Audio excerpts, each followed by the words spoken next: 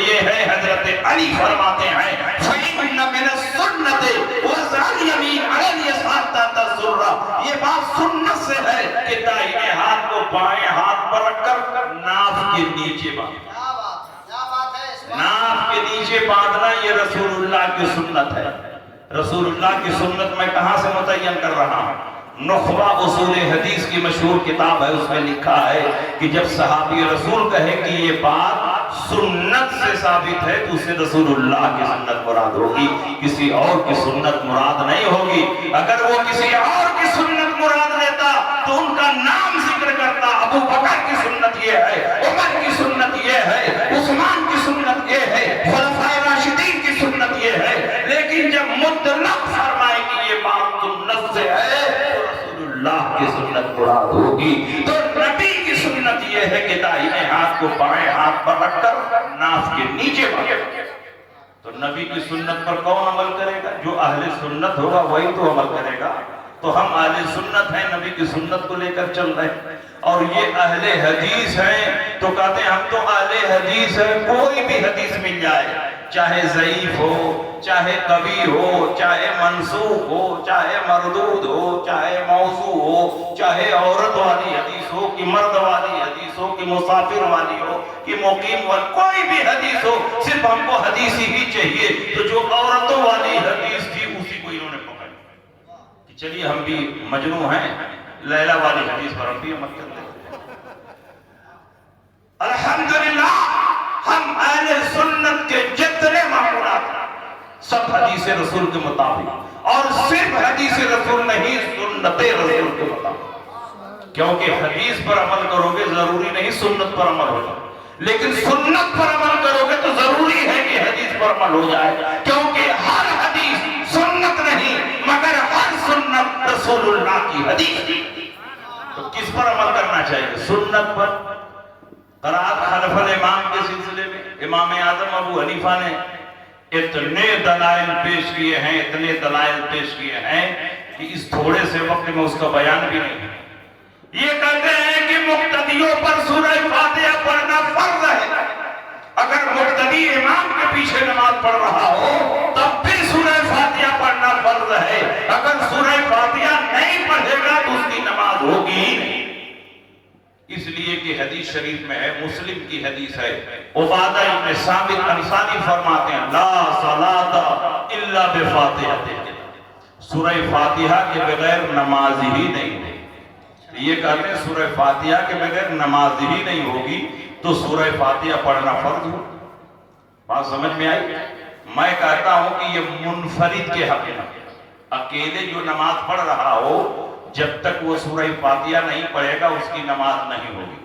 لیکن مقتدی تو اس کو کہتے ہیں جو امام کے پیچھے نماز پڑھ رہا ہو، اور امام کا پڑھنا یہ مقتدی کا پڑھنا ہے۔ من صلی خلف الامام فإن قراءة الامام له قراءة، جس نے امام کے پیچھے نماز پڑھی تو امام کا پڑھنا یہ مقتدی کا پڑھنا ہے۔ تو جب ہمارے امام نے سورہ فاتحہ پڑھ لی تو حکماً ہم نے بھی سورہ فاتحہ پڑھ لی۔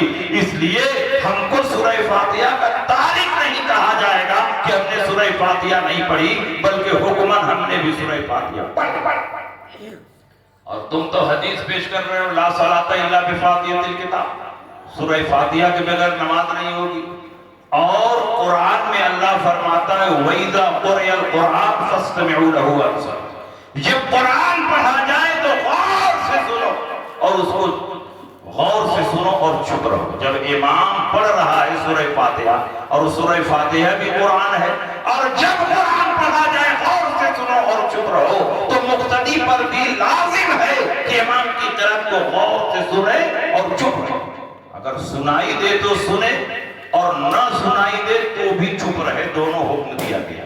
جہری نمازوں میں سنائی دیتا ہے تو سنے، اور سری نمازوں میں نہیں سنائی دیتا ہے تو وہاں کے لیے چپ رہے۔ وَأَنصِتُوا، تو چاہے جہری نماز یا سری نماز، ہر حال میں مقتدی پر لازم ہے کہ وہ چپ چاپ امام کے پیچھے کھڑا رہے۔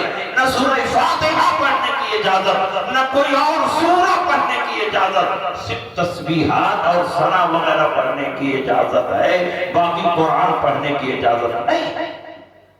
اب تم نے حدیث پیش کی اور ہم نے قرآن پیش کی، بتاؤ کس میں طاقت زیادہ ہے؟ قرآن میں طاقت زیادہ ہے؟ قرآن کے ایک لفظ کا انکار کرے گا تو کافر ہو جائے گا، لیکن حدیث رسول کا انکار کرے گا تو کافر نہیں ہوگا جب تک متواتر حدیث نہ ہو۔ تو ہم نے قرآن پیش کی، تمہاری دلیل سے زیادہ مضبوط دلیل ہمارے پاس موجود ہے۔ خدا فرما رہا ہے وَإِذَا قُرِئَ الْقُرْآنُ فَاسْتَمِعُوا لَهُ وَأَنصِتُوا، جب قرآن پڑھا جائے تو غور سے سنو اور چپ رہو۔ تو الحمدللہ ہم تو قرآن جب پڑھا جاتا تو غور سے سنتے ہیں، چپ رہتے ہیں، اور امام نے جب سورہ فاتحہ پڑھ لی تو حکماً ہم نے بھی سورہ فاتحہ پڑھی۔ اس سلسلے میں ایک تو نہیں درجنوں حدیث موجود، بخاری اور مسلم کی حدیث، انما جعل الامام لیؤتم به فاذا کبر کبروا واذا رکع فرکعوا واذا سجد فاسجدوا واذا رفع فرفعوا واذا قال سمع الله لمن حمده فقولوا ربنا ولك الحمد۔ امام اس لیے بنایا گیا ہے کہ تم امام کی پیروی کرو۔ امام جب اللہ اکبر گئے تم بھی اللہ اکبر کہو، امام جب رکوع میں جائے تم بھی رکوع میں جاؤ، امام جب سجدے میں جائے تم بھی سجدے میں جاؤ، امام جب سر اٹھائے تم بھی سر اٹھاؤ، امام جب سمع اللہ لمن حمدہ کہے تو تم ربنا ولک الحمد کہو۔ یہاں تک بخاری اور مسلم کی حدیث ساتھ ساتھ چل رہی ہے، لیکن مسلم شریف میں ایک زائد جملہ ہے وَإِذَا قَرَأَ فَأَنصِتُوا، لیکن جب امام قرأت کرے تو تم چپ رہو، یہاں ساتھ نہیں دینا ہے۔ حدیث رسول بتا رہی ہے کہ مقتدی کو نہ سورہ فاتحہ پڑھنا ہے نہ کوئی اور سورہ پڑھنا ہے، امام کا پڑھنا یہی مقتدی کا پڑھنا ہے۔ سمجھ میں آ رہی ہے؟ تو حدیث پر کون عمل کر رہا ہے؟ ہم لوگ عمل کر رہے ہیں۔ اچھا ایک حدیث اور سنی بخاری شریف کی، ان کو تو بخاری کی حدیث بہت پسند آتی ہے، کوئی اور حدیث پیش کیجئے تو کہیں گے نہیں بخاری کی سنائی، بخاری کی سنائی۔ ابھی سیوان جلد ہی میں آیا تھا ادھر،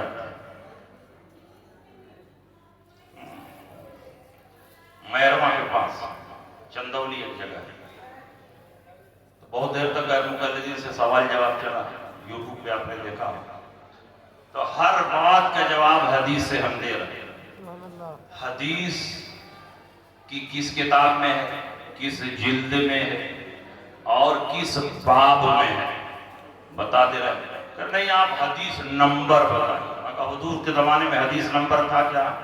بتاؤ۔ تم تو حضور کے زمانے میں کوئی چیز نہ ہو اور بعد میں ہو تو کہا بدعت ہے بدعت ہے بدعت۔ حدیث نمبر پوچھنا، اس کا مطالبہ کرنا، یہ بھی تو بدعت ہے۔ کتاب کا نام بتا دے رہے ہیں، باب بتا دے رہے ہیں، جلد بتا دے رہے ہیں، کھولو اور وہاں پا جاؤ۔ حدیث نہ ملے تو ہم سے پوچھو حدیث نمبر بتائیے۔ اب سینکڑوں حدیث یاد ہے تو سب کا نمبر تھوڑے یاد رہے۔ اپنے گھر کا موبائل نمبر نہیں یاد رہتا۔ میں نے کہا تم کو گھر کا موبائل نمبر یاد ہے تو بتاؤ۔ تمہارے جوتے کا نمبر یاد ہے کہ 8 نمبر ہے کہ 9 نمبر ہے؟ جس موٹر سائیکل پہ بیٹھ کے آئے اس کا نمبر یاد ہے؟ 2 3 بینک اکاؤنٹ ہوتا ہے، ایک بھی نمبر یاد ہے؟ آدھار کارڈ کا نمبر یاد ہے؟ تو 2 4 چیزوں کا نمبر نہیں یاد ہے تم کو، اور سینکڑوں حدیثیں جن کو یاد ہے تو وہ سب کا نمبر لے کے چلتے ہیں۔ کیا رٹ کے بیٹھے ہیں کیا؟ اصل یہ ہے کہ کتاب کا نام بتا دیا، باب بتا دیا جائے، جلد بتا دیا جائے، آدمی تلاش کرے پا جائے گا۔ اگر نہ ملے تب کہو ہم مجرم ہیں۔ تو یہ سب فیشن چلا ہے، حدیث کا نمبر بتا دیجیے، حدیث کا نمبر بتا، ایک لفظ نہیں آتا جاتا ہے، بس حدیث کا نمبر بتا دیجیے۔ بات سمجھ میں آ رہی ہے؟ تو اس لیے یہ چکمہ دینے والی جماعت، حدیث کے نام پر دھوکہ دینے والی جماعت، بخاری کی ایک حدیث میں پیش کر رہا ہوں، بالکل کلیئر ہو جائے گا کہ صحابہ کرام نبی کے پیچھے نماز پڑھتے تھے اور قرات نہیں کرتے تھے۔ امام شافعی فرماتے ہیں کہ 50 سے زیادہ صحابہ سے میں نے ملاقات کی اور سب سے پوچھا کہ کیا امام کے پیچھے سورہ فاتحہ پڑھنا ہے تو سب نے کہا نہیں پڑھنا۔ 50 سے زیادہ صحابہ کرام سے میں نے ملاقات کی اور سب نے یہ کہا کہ مقتدیوں کو سورہ فاتحہ پڑھنا ہے نہ کوئی اور سورہ پڑھنا۔ سنو بخاری کی یہ حدیث، بخاری شریف جلد اول کتاب الصلاۃ، باب من رکع دون الصف، جو صف میں پہنچنے سے پہلے رکوع کر کے وہی دروازے ہی پر چلتے چلتے صف میں پہنچے، وہ امام بخاری نے بیان کیا۔ باب من رکع دون الصف، جو صف میں پہنچنے سے پہلے رکوع کر۔ حدیث نقل کی ہے ابو بکرہ کی، ان ابی بکرہ انہو انتہا الی النبی صلی اللہ علیہ وسلم وراکعن قبل ان یصل الی الصف۔ حضرت ابو بکرہ سے مروی ہے کہ وہ مسجد نبوی شریف میں نماز پڑھنے کے لیے گئے، مسجد کے دروازے پر پہنچے تھے جہاں جوتا چپل اتارا جاتا ہے، دیکھا حضور رکوع میں جا چکے ہیں، صحابہ رکوع میں جا چکے ہیں، انہوں نے مسجد کے دروازے پر نیت باندھا، وہیں رکوع میں چلے گئے اور رکوع میں چلتے چلتے صف میں مل گئے۔ اب حضور کا چہرہ کدھر ہے؟ قبلے کی طرف ہے، اور آنے والے کدھر سے آ رہے ہیں؟ پیٹھ کے پیچھے سے آ رہے ہیں۔ نبی نے جب سلام پھیرا تو ارشاد فرمایا